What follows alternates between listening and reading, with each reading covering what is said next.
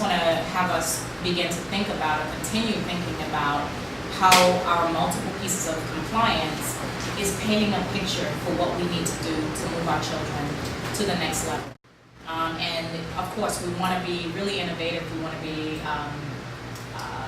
think about how we're engaging kids so that the learning is exciting and that they want to do it. Yes, because they're intrinsically motivated, because they want to succeed, but also because it's a great way to think about educating kids. We had a great year, right? And we did wonderful on our progress report. Okay. We made gains in the areas of student progress.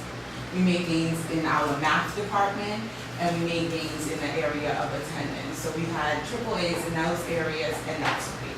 We want to continue to move towards making sure that we maintain those A's and maintain that kind of progress we made in those areas, but we need to push forward and make gains in other areas. So just a quick note on our Target 10. It's clear that we did something innovative by taking extended day and making it essentially a non-optional thing, right? So we want to remediate and create individual plans for kids for every single one of our students, which is why we took extended day from, we tried it at the beginning of the day, we tried it at the end of the day, and what we found was that children who are already making progress are the ones that stay. Children who are not making progress are not engaged, they're not excited, they don't have an expectation for success, so they end up running out of the building or coming to school late. So having the Target 10 embedded in the school day keeps us all accountable as educators and assures that we're going to reach every single kid. Thank you. Nothing else going to run this greater rock and roll.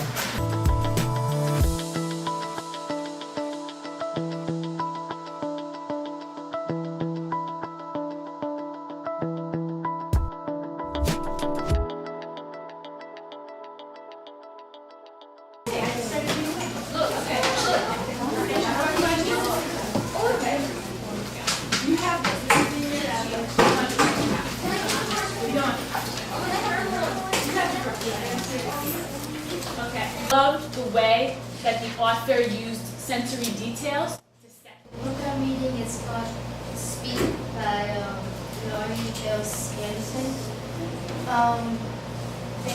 From what I've read so far, it's about this girl, she just entered high school, and she did nothing much of the summer, and she feels like an outcast because nobody wants to talk to her of something she did.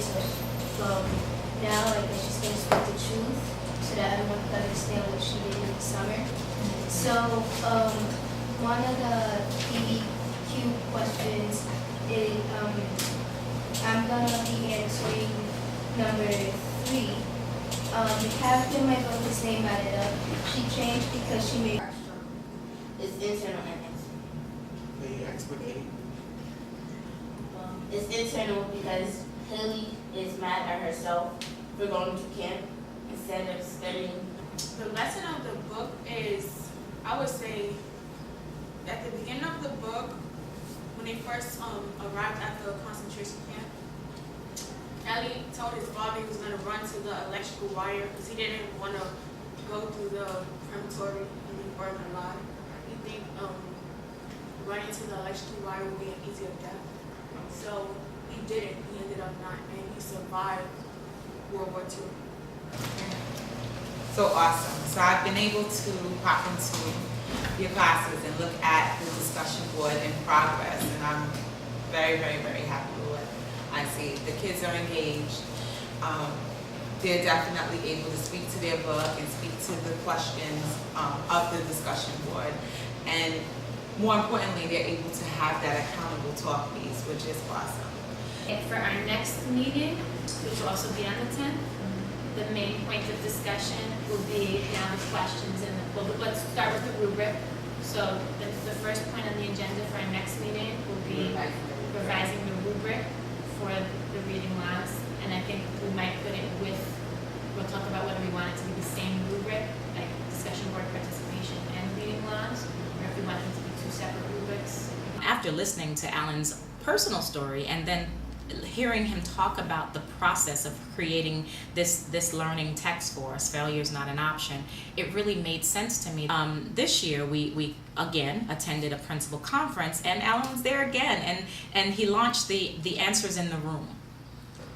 You couldn't find a better title, first of all, at a time when the Department of Education is really making critical changes to how we teach and what achievement, how we define achievement. It's such a joy to serve with other leaders, as opposed to those who are just constantly looking to the principal for the answer. Our answer is definitely in the room here at Renaissance School of the Arts.